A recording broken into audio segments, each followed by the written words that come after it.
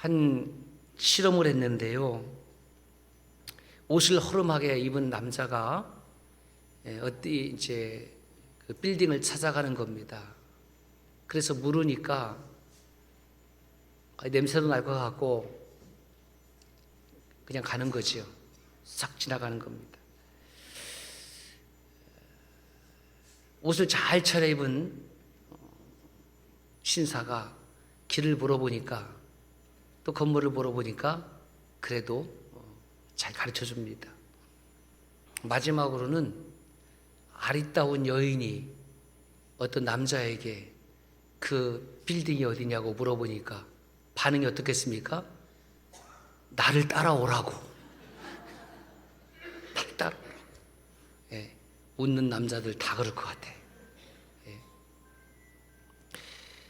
우리가 사는 세상은 사람의 가치를 외모나 또는 자신의 이익에 따라서 판단합니다. 그러나 주님이 우리를 바라볼 때에 주목하는 것은 저와 여러분의 외모나 지식의 유무나 소유의 많고 적음으로 판단하지 아니하시고 소유의 문제로 보지 아니하시고 존재의 그 가치로 귀하게 여기시는 줄로 믿습니다. 그래서 이런 표현합니다. 천하보다 귀하다. 천하보다 귀하다. 한 영혼이 천하보다 귀하다. 마태복음 16장 26절에 보면 이런 말씀을 하셨습니다. 시작. 사람이 만일 온 천하를 얻고도 제 목숨을 잃으면 무엇이 유익하리요? 사람이 무엇을 주고 제 목숨과 바꾸겠느냐? 여러분, 사람의 목숨만큼 중요한 것은 세상에 아무것도 없습니다.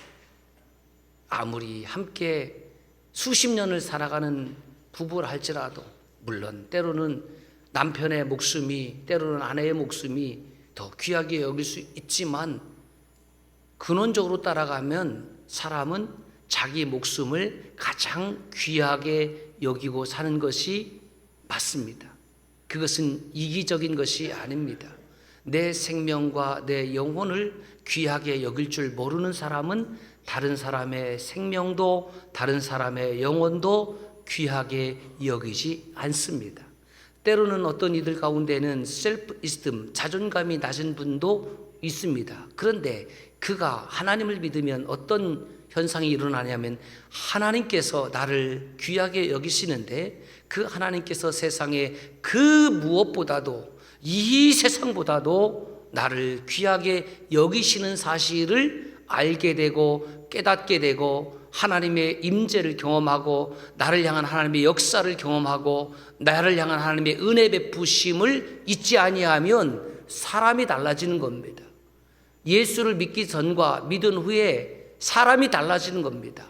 왜냐하면 내가 별 볼 일 없는 인생인 줄 알았더니 하나님께서 나를 그렇게 귀하게 여기시는데 천하보다 귀하게 여기더라.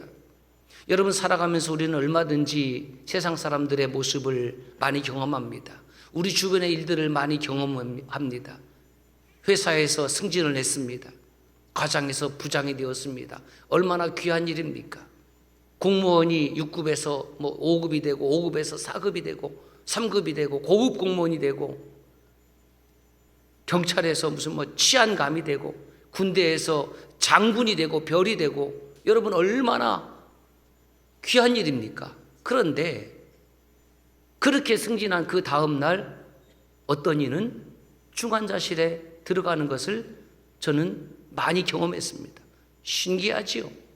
그렇게 기쁜 일을, 그렇게 기쁜 날을 하루도 채 누리지 못하고 세상을 떠난 이들도 보았습니다. 그때 깨달은 것은 이 말씀입니다. 사람이 만일 천하를 얻고도 제 목숨을 잃으면 천하를 평정했습니다. 제국을 건설했습니다. 그런데 역사적으로 우리가 살펴보면 그 제국이 지금까지 가는 제국은 없다는 것을. 다시 말씀드리면 내가 죽으면 그 무엇도 나의 존재를 대신할 수가 없다는 것이지요. 그 귀한 목숨, 그러면 어떻게 생기게 되었나? 이 귀한 목숨을 내가 만들었다고 하면, 내가 만든 목숨이 쓰러지게 되면 내가 또 만들 수 있지 않습니까? 만들어내야 되는 것 아닙니까? 그런데 아무리 노력을 하고, 그가 아무리 세상에 지위가 높고, 그가 아무리 세계적인 부자라 할지라도 그 불을 가지고 또 다른 생명을 만들어낼 수 없음을, 결국 내 생명이라고 주장하는 이 생명은 내가 만들어낸 것이 아니라 창조주 하나님께서 나에게 주셨음을 고백할 수밖에 없습니다. 그래서 천하보다 귀한 한 영혼이라고 우리가 표현하는 것입니다. 사랑하는 형제자매 여러분, 나 자신도 나를 귀하게 여길 줄 아는 것 참 복된 사람입니다. 그런데 나 자신보다도 나를 더 귀하게 여겨주시는 분이 있는데, 그분이 바로 예수 그리스도이십니다. 우리는 그 하나님을 향하여 뭐라고 부르냐면 아바, 예, 아빠입니다. 아빠. 그래서 성경에는 이 아빠라는 표현이 3번 나와 있습니다. 예수님이 1번, 사도 바울이 2번 사용을 했습니다. 예수님은 겟세마네 동산에서 성부 하나님을 향하여 아빠, 아빠라고 부르죠. 이 아빠라는 단어는 아람어입니다. 그 아람어와 우리 단어가 동일해요. 아빠입니다. 아빠. 그래서 예수님 당시에 쓰였던 언어가 아람어인데, 지금도 시리아 일부에 이 아람어가 남아 있습니다. 그런데 이 아람어를 헬라어로 번역하는 과정에서 아빠를 헬라어로 아버지를 파테르라고 합니다. 그러니까 아빠 파테르, 그러니까 아람어로 한번 쓰고 헬라어로 한번 썼겠죠. 헬라인들에게, 그리스인들에게는. 그것을 우리가 성경을 번역하는 과정에서 아빠, 아버지로 번역을 한 거예요. 그럼 원문은, 그 원어의 의미는 어떻게 되겠습니까? 주님이 사용한 단어는 아빠, 아빠 이렇게 사용했을 거예요. 그래서 마가복음 14장 36절에 보면 아빠, 아빠를 아빠 호 파테르 이렇게 했어요. 호는 혹격 조사예요. 혹격이에요. 혹격. 아빠 호 파테르. 그러니까 아빠, 아빠를 아빠 아람어로 쓰고 그 다음에 호 파테르, 아버지. 그래서 헬라어로 쓴 것입니다. 사도 바울도 로마서 8장 15절, 갈라디아서 4장 6절에 아빠, 아버지라고, 아빠, 아빠라고 부르고 있습니다. 자, 그러면 주님은, 그러면 사도 바울은 왜 아빠라고 한번 부르지 않고 아빠, 아빠, 아빠, 아버지라고 2번씩 불렀을까? 그것은 다른 뜻이 아니라 아버지를 향한, 아버지를 부름을 향한 간절함이고, 또 하나는 하나님께서 나의 아버지 되심을 인정하는 행위입니다. 한번 따라서 하실까요? 하나님이 내 아버지시다. 하나님이 내 아버지시라는 거예요. 모든 피조물 가운데에, 하나님이 창조하신 모든 피조물 가운데에 하나님과 아빠와 아들, 아빠와 딸의 관계를 맺은 존재는 사람밖에 없습니다. 하나님의 형상대로 지음받은 존재도 사람밖에 없습니다. 천지 만물을 창조하시되 사람을 맨 나중에 창조하신 것은 그 모든 만물이 사람이 사용할 수 있기 위하여, 사람을 위하여 창조해 주신 것이죠. 왜? 하나님의 형상대로 지음받은 존재니까. 하나님의 품성을 따라 지음받은 존재니까.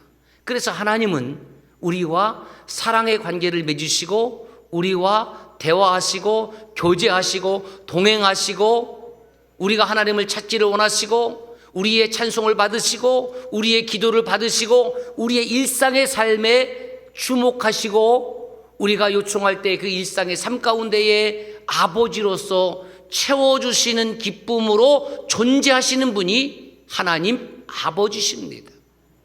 여러분, 부모로서의 우리가 하는 역할이 무엇입니까?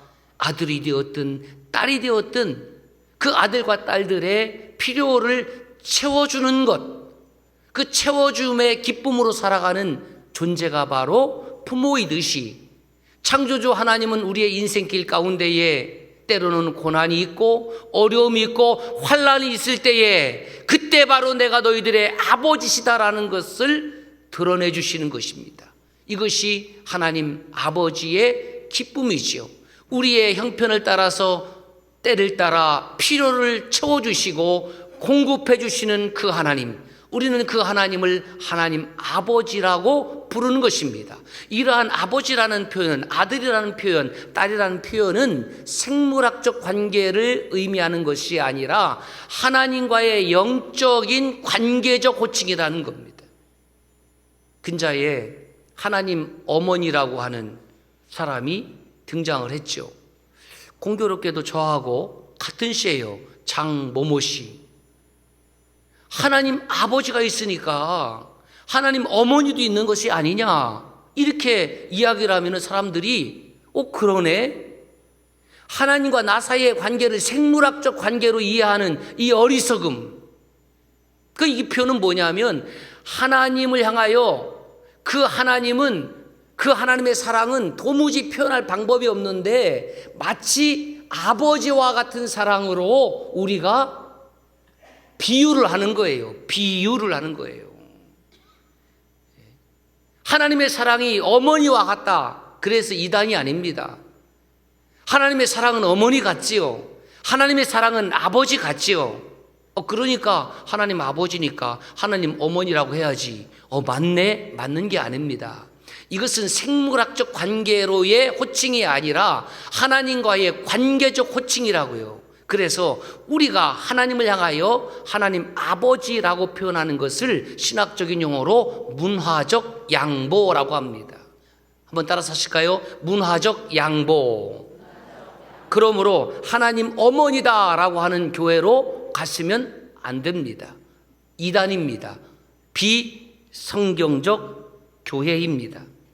사랑하는 성도 여러분, 우리는 살아가면서 때로는 다른 사람들이 가지고 있는 소유와 권력과 명예로 평가하기도 합니다. 그렇게 평가받을 때도 있습니다. 그래서 마음 상하기도 하지요. 그러나 여러분, 이렇게 여겨주시기를 바랍니다. 따라서 하실까요? 다 몰라서 그렇지. 그 사람이 몰라서 그런 거예요. 내가 하나님의 아들이고 내가 하나님의 딸인 것을 그가 몰라서 그런 거예요. 옆 사람에게 몰라봬서 죄송합니다. 시작.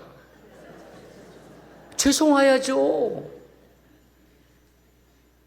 여러분들이 가지고 있는 직업이 무엇이든지, 여러분들이 어떤 집에 살든지 어떤 차를 타든지 그것으로 평가받는 곳은 교회가 아닙니다. 그리스도 안에서 형제요 자매로 부르심을 받았다고 하면 이 사람도 하나님의 아들이구나, 이 사람도 하나님의 딸이구나, 그래서 우리는 예수 그리스도 안에서 형제요 자매로 부르는 것입니다. 비록 그들이 내가 하나님의 아들인 것, 하나님의 딸인 것을 몰라서, 그들이 하나님의 존재를 몰라서 혹시 사회적으로 불편하게 부르거나 대우한다 할지라도 다 몰라서 그렇지. 사람의 불행이 어디 있습니까? 사람의 불행은 많이 소유하지 못한 데서 오는 것이 아니라 자기 자신의 가치를 모르는 데서 오는 겁니다. 사람의 불행은 자기 자신의 가치를 모르고 자기 자신을 쓸 줄 몰라서 사용할 줄 모르는 데에 불행이 있는 것이죠. 저는 예배를 드릴 때마다 저는 하나님께 모든 영광을 돌리기를 원합니다. 우리 가도시 청주서남교회 모든 성도님들은 예배를 드릴 때마다 모든 영광은 하나님께 돌릴 수 있기를 바랍니다. 조금이라도 제가 취할 영광은 없습니다. 설교자가 되었든지 기도자가 되었든지 찬양대가 되었든지 안내자가 되었든지 모든 영광을 하나님께 돌려야 되는 거죠. 그것이 하나님의 자녀로서 마땅한 태도이기 때문에 그렇습니다. 우리가 이렇게 하나님께 모든 영광을 돌릴 때에 그러면 그 예배는 하나님이 받으시지만 하나님은 우리를 어떻게 여기실까? 저는 이 예배를 통해서 하나님께서 저와 여러분의 존재를 기억하시고 내 사랑하는 아들이요 내 사랑하는 딸로 인정하시고 부르신다고 믿습니다. 그러므로 예배는 하나님의 아들이요 딸임을 다시 한번 확인받는 자리가 예배의 자리입니다. 누가 행복한 사람입니까? 결국 자신의 존재 가치를 깨닫고 살아가는 사람. 누가 행복한 사람입니까? 하나님 아버지께 영광 돌리고 하나님 아버지의 영광을 위하여 쓰임받는 사람이 행복한 사람입니다. 2부 예배 때는 저 팀파니가 덮여 있었어요. 팀파니가 소리칩니다. 저 갑갑해요. 저 더워요. 저 좀 빨리 그 껍질 좀 벗겨서 저 좀 사용해 주세요. 그 집사님 그 소리 들었어요? 나는 틀려. 여러분 팀판이 있는 교회가 많지 않거든요. 그런데 연주자가 없으면은 저 팀판이는 울고 있는 거예요. 그냥 덮여져 있어요. 사용할 줄 몰라요. 팀파니를 치는 모습을 보세요. 계속 치는 게 아니에요. 중간에 전문 용어예요. 낑가 들어가야 돼. 에? 어떻게 들어간다고요? 낑가 들어가는 거예요. 다른 연주자들이 연주할 때에 그 연주 소리를 듣고 있어서 그 결정적인 순간을 놓치면은 안 되잖아요. 예? 팀파니 하는 분을 가장 사랑합니다. 예? 표정들이 왜 이래요?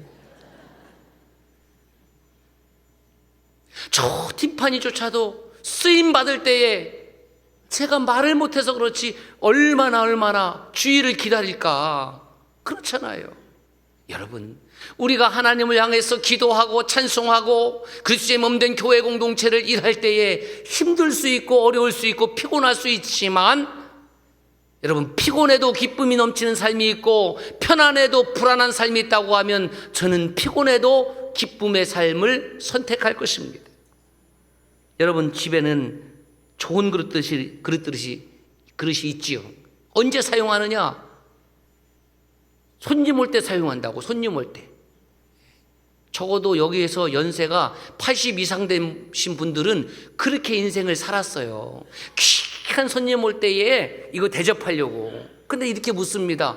도대체 귀한 사람이 누구라는 말인가? 아니, 자기 집안 식구가 귀한 사람 아니에요? 참 이상해요. 남편이 귀하고 아내가 귀하고 쇳갱이가 귀한데 귀한 사람 오면 쓴다고 그걸 아껴두고 안 썼는데 귀한 사람이 안 와. 그리고 요즘은 친정 부모님이 되었든지 시댁 부모님이 되었든지 오시면 웬만하면 다 밖에서 식사 대접을 하더라고요. 청주 맛집 검색을 하면서 다 다니는 거지. 예. 그러니까 귀하게 여겼다고 생각하는 그 그릇은 쓸 일이 없어요. 쓸 일이 별로 없어요. 오늘 저녁이라도 가서 귀하게 여기는 그릇들 빨리 내놓고 그걸 사용하시기를 바랍니다. 그리고 여러분들 그 주방을 뒤져보면은 맨 어디서 막 기념품 했던 그릇들 엄청 많을 거예요. 그거 별로 안 비싼 거거든요. 예. 결혼하는 신랑과 신부를 향해서 주변에서 양가에서 그러거든요. 친지들이 잘 살아라, 잘 살아라. 잘 사는 게 뭡니까? 큰 아파트 사고, 좋은 차 사고, 좋은 년 있고, 그거 잘 산다고 그렇게 이해합니까? 이거 하수죠. 잘 사는 것은 뭐냐면 신랑은 신부를 위해서 잘 쓰임 받는 게 잘 사는 것이고요, 신부는 신랑을 위해서 잘 쓰임 받는 것이 잘 사는 것이라는 것이죠. 그래서 이렇게 정리를 했습니다. 시작.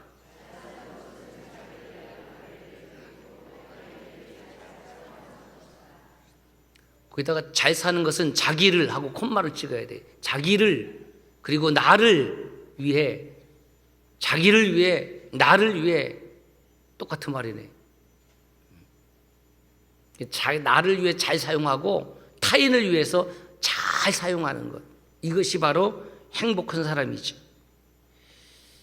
우리는 하나님의 거룩한 자녀입니다. 그런데 그 거룩한 자녀가 그 거룩함의 존재 가치로 살아가려고 하는 것이 아니라 자꾸 내 안에 더 많은 것을 소유하는 소유의 존재로 살아갈 때에 거기에는 행복이 없습니다.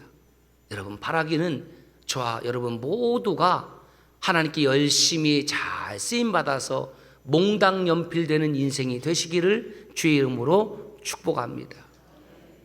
하나님께 잘 쓰임받아서 제가 되어지는 인생이 되시기를 주의 이름으로 축원합니다. 이렇게 귀하게 쓰임받기 위해서 우리가 어떠한 사람이 돼야 마땅하냐? 첫째는 어떤 사람 돼야 됩니까? 21절 보세요. 큰 집에는 금그릇, 은그릇, 나무그릇, 질그릇이 있다. 여기서 그릇이라는 것은 사람을 가리키는 비유적 표현이거든요. 어떠세요? 여러분들 어떤 그릇입니까? 금그릇 손들어 보라고 안 할래요. 왜? 안 들 거니까. 은그릇 이것도 안 합니다. 왜? 안 들 거니까. 그러면 나무그릇 이것도 안 할래요. 왜? 또 안 들어요. 자, 한번 마음속으로 금그릇이다. 나는 금그릇 같은 인생이다. 예배 끝나고 집에 가서 혼자 손 드세요. 나는 금그릇. 아이고, 목사님, 어떻게 그 많은 사람들이 있는데 제가 금그릇이라고 교만하게 손듭니까? 나무그릇 할 때 살짝 올리려고 했는데 안 물어서 대답을 한 거지. 그런데요, 그거 모르죠? 저는 원래 금그릇 같은 사람이에요. 금그릇 같다고 하면 교만한 것이고 나무그릇 같다고 하면 겸손한 것입니까? 그거 아니라는 겁니다. 하나님 앞에서는 금그릇이라고 하든 은그릇이라고 하든 나무그릇이라고 하든 질그릇이라고 하든 하나님 앞에서는 다 똑같은 의미라는 것이요. 왜 그렇습니까? 우리는 이미 자본주의 사회에 살고 있기 때문에 사회주의도 마찬가지겠지만 우리는 어떤 그릇에 가치를 두고 살아가는 겁니다. 어떤 종이에다가 특별한 가치를 부여하고 살아가기 때문에 금그릇은 은그릇보다 더 귀합니다. 그렇죠? 나무그릇과 금그릇 가지고 왔습니다. 어떤 걸 선택할래? 여러분 집에 있는 금그릇 있으면 나무그릇과 더불어서 좀 다음 주일날 가지고 오세요. 어떤 그릇을 저에게 주시고 어떤 그릇을 선택할까? 뭘 물어요? 금그릇 가져가야지. 금그릇. 나무 그릇보다 금그릇이 더 귀하다고 하는 것은 우리가 거기에다가 그 가치를 부여했기 때문입니다. 얼마나 비싼 그릇이냐. 그러나 주님의 가치는 금그릇이냐 은그릇이냐 그 자체의 가치를 두고 있지 않다는 겁니다. 21절 보세요. 21절 보면은 누구든지 그랬습니다. 누구든지. 다시 번역하면 어떤 그릇이든지 그 사람이 얼만큼 배웠는지 그 사람이 얼만큼 사회적 위치가 있든지 그 사람이 어떤 소유를 가지고 있든지 그것으로 주님은 우리를 평가하지 않는다는 겁니다. 그래서 저는 할렐루야예요. 얼마나 감사한지 몰라요. 그러면 주님의 가치 부여는 어디에 있느냐? 그것이 첫 번째로 비움에 있다는 거죠. 비운 그릇이어야 된다는 겁니다. 빌립보서 2장 6절에 보면 그는 근본 하나님의 본체시나 하나님과 동등됨을 취할 것으로 여기지 아니하시고 오히려 자기를 비워. 그러니까 하나님 자체가 자기를 비웠다. 하나님의 영광의 보좌를 버리시고 사람들과 같이 되셨고, 그것은 무엇입니까? 인카네이션, 성육신, 영광의 자리를 비우는데 하나님의 가치가 있습니다. 우리가 하나님을 예배하고 하나님을 끊임없이 찬송하는 이유는 그 하나님은 그 영광의 자리를 비우신 분이시기 때문에, 그 비움의 끝판의 자리가 어디냐면 십자가입니다. 우리를 위하여 십자가에서 자기를 비우시고, 그래서 사도 바울도 고린도전서 15장 31절에 나는 날마다 죽노라. 어제까지 나를 비웠습니다. 어제까지 내 본성을 죽였습니다. 그리고 나를 비웠습니다. 그런데 오늘 나를 비우지 못하면 나는 가치가 없는 거죠. 옛 본성이 어제 또 들어왔습니다. 내 욕심이 들어왔습니다. 탐욕이 들어왔습니다. 불의한 것이 들어왔습니다. 그게 무슨 가치가 있는 거죠. 세상 사람들은 그것을 가치 있게 볼지 몰라도 하나님은 그런 사람에 대해서 가치 부여를 하지 않는다라는 것이죠. 그릇의 가치는 두 번째로 깨끗함에 있습니다. 여러분, 식사 후에 가장 하기 싫은 행위가 무엇입니까? 설거지입니다. 설거지. 설거지를 누가 해야 됩니까? 왜 남자들 대답이 없습니까? 그렇게 살면 안 됩니다. 요즘 남자들만 대답합시다. 설거지 누가 해야 됩니까? 제가요. 그렇죠? 설거지는 남자가. 그러면 목사님 그렇게 합니까? 안 합니다. 근데 오늘은 제가 설교를 하기 때문에 설거지할 예정입니다. 그런데 문제는 저녁에 청춘 공동체 식사가 있어서 설거지할 기회가 없습니다. 설거지는요, 누구나 싫어하는 거죠. 누구나 싫어하는 거예요. 누구나 싫어하는데, 그럼 싫어하면 어떻게 하면 되냐? 따라합시다. 안 하면 된다. 안 하면 되는 걸 갖고 왜 그거 갖고 싸웁니까? 응? 아내가 뭐 밥을 했습니까? 남편이 좀 설거지 해주면 좋겠는데 안 합니까? 그럼 막 그냥 두세요. 아내도 그냥 두고 남편도 그냥 두고 문제가 생깁니다. 다음 식사 때가 문제가 생기는 거예요. 싫어서 안 했는데 다음에 식사할 때 보니까 다시 사용해야 되는데, 그럼 어떻게 해야 되느냐? 결국 해야 되는 겁니다. 설거지는 싫어도 해야 되는 거예요. 다음에 사용하려면 반드시 설거지를 해야 되는 것입니다. 아무리 귀하고 값비싼 그릇일지라도 오물이 묻어 있다고 하면 다시 사용할 수 없다는 뜻이죠. 21절 말씀 보십시오. 이런 것에서 자기를 깨끗하게 하면, 이런 것이 뭐냐면 읽자는 19절에 보면 모든 불이죠. 모든 불의함에서 자기를 깨끗하게 하지 아니하면, 씻지 아니하면 하나님께서 사용하고 싶어도 사용할 수 없다라는 것입니다. 많이 배워서 사용합니까? 많이 소용해서 사용합니까? 하나님은 그런 것으로 사용하는 것이 아니라 모든 불의와 죄악에서 깨끗하게 씻겨진 사람만이 하나님의 도구로 사용할 수 있다라는 겁니다.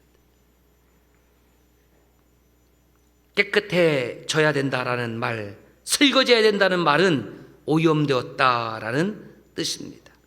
여러분, 여름이죠.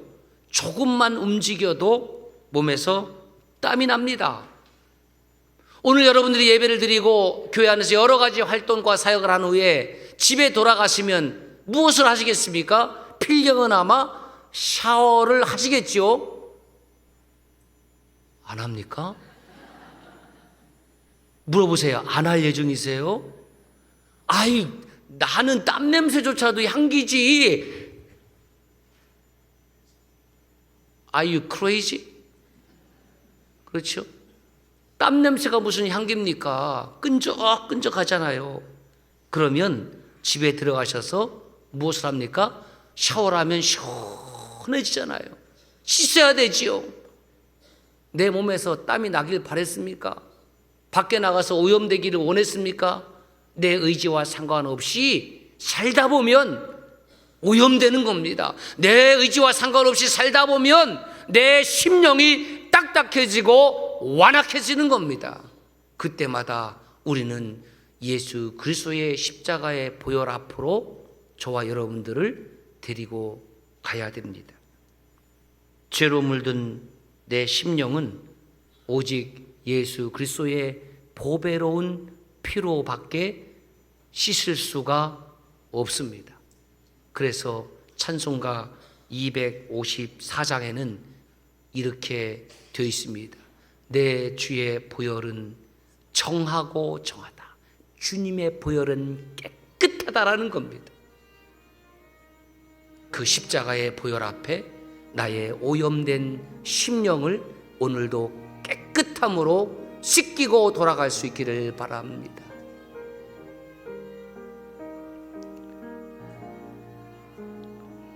함께 찬송합니다. 내 주의 보혈은, 내 주의 보혈은 정하고 정하다.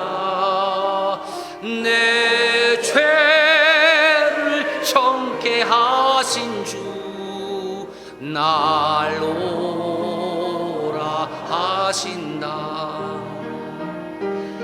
내가 주께로 지금 가오니 십자가의 보혈로 날 씻어 주소서. 교회는, 예배는 영혼의 목욕탕, 영혼의 샤워장이 돼야 되는 거예요. 그냥 교회 와서 즐기고 먹고 가면 여러분들의 오염된 영혼은 그대로 남아있는 겁니다. 주의 보혈로 또 씻김받고 교회의 타락이 어디 있느냐? 예수 그리스도의 십자가의 보혈의 은혜를 잊어버리는데 교회의 타락이 있습니다. 성도의 타락이 어디 있느냐? 예수 그리스도의 십자가의 보혈로 씻김받지 않는 데에 성도의 타락이 있습니다. 이사야서 1장 8절에 하나님이 이렇게 말씀하시죠. 오라 우리가 서로 변론하자, 얘기해보자는 거죠. 너희의 죄가 주홍 같을지라도 눈과 같이 휘어질 것이요, 그 다음 시작, 진홍같이 붉을지라도 양털같이 희게 되리라. 여러분, 죄가 있느냐에 없느냐의 문제를 이야기하는 것이 아닙니다. 죄 없는 사람이 누가 있습니까? 그럴듯하게 입은 사람일지라도, 그가 교회의 목사요 장로요 권사요 안수집사라 할지라도 우리는 하나님 앞에서 다 오물이 묻은 그런 존재인데, 하나님 앞에 우리의 그 냄새나는 몸을 맡기면 주의 보혈로 깨끗하게 씻김받고 여러분 상쾌하고 복되고 아름답고 향기나는 삶으로 살아가게 될 줄로 믿습니다. 세 번째, 그릇의 가치라는 것은 결국 무엇을 담고 있느냐. 아무리 금그릇 은그릇이라 할지라도 그것에 오물을 담아놓으면 누가 그 그릇을 가까이 할 수 있겠습니까? 그러나 질그릇, 나무 그릇이라 할지라도 그 그릇 안에 보화를 담아놓으면 그 그릇을 귀하게 여기지 않겠습니까? 세상의 모든 종교들은 이런 얘기를 하죠. 자기를 비워라, 자기를 비워라, 자기 부임. 여러분, 얼마나 멋집니까? 얼마나 멋져요. 마태복음 12장 43절에서 45절에 보면 더러운 귀신 들렸던 사람에게서 그 귀신이 좀 심심했던지 나가버렸어요. 아주 스스로. 뭐 그런 귀신도 있어요 보니까. 그러니까 그 사람의 심령이 깨끗해졌네. 얼마나 감사해. 이 귀신이 나가서 이리저리 돌아다니다가 어디 하나 쉴 곳을 찾지 못하니까 안 되겠다. 전에 그 사람한테 들어가야 되겠다. 그래서 자기 동료 귀신들을 포함해서 총 7귀신이 거기 방문했더니 아니 뭐 들어갈 수 있게 된 거예요. 그래서 7귀신을 데리고 들어가니 그 사람의 형편이 전보다 더 험하게 되었다, 심하게 되었다, 악하게 되었다라고 주님께서 소개하고 있습니다. 무슨 말입니까? 우리의 심령이 깨끗해진 다음에 그 깨끗해진 심령 가운데에 무엇을 채우느냐? 여러분, 영혼이라는 것은 진공 상태가 없어요. 하나님으로 채워지지 않은 그곳에는 세상의 그 무엇인가로 채워지고요, 하나님의 영으로 충만하지 않은 곳에는 그 세상의 영으로 채워지게 되어 있는 것입니다. 그래서 사도 바울을 통해서 빌립보서 2장 5절에 이렇게 말씀하잖아요. 너희 안에 이 마음을 품으라. 너희 안에 이 마음을 채워라. 채워야 될 마음은 그리스도 예수의 마음이니. 저는 내 마음 가지고 살아가는데 아무 문제 없어요. 저의 마음은 한없이 자비롭고 한없이 따뜻하고 한없이 긍휼히 여기고 한없이 채워주고 보태주고 나눠주고. 여러분, 내 마음을 하나님 앞에, 아니 내 마음을 여러분 앞에 펼쳐본다고 하면 도무지 그 냄새나는 마음을 볼 수 없을 것입니다. 그러므로 세상의 종교는 비우는데 초점을 둔다면 기독교는, 우리 주님은 비운 다음에 초점을 둡니다. 비워진 심령 안에 무엇을 채울 것인가? 마음에 무엇을 담겠습니까? 라는 저자 불명의 그런 글이 있더라고요. 제가 한번 캡처해 보았습니다. 같이 읽을까요? 시작.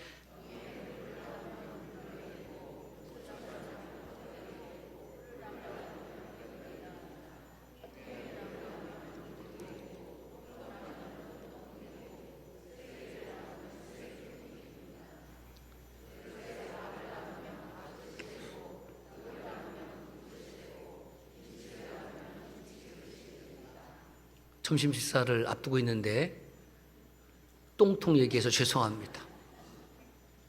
강력하죠? 옆 사람에게 물어볼까요? 꿀통이에요? 똥통이에요? 사랑하는 형제 여러분, 자매 여러분, 그리스도인이 두려워할 것은, 저와 여러분들이 두려워할 것은 나를 사용하면 어쩌냐, 이것을 두려워하면 안 돼요.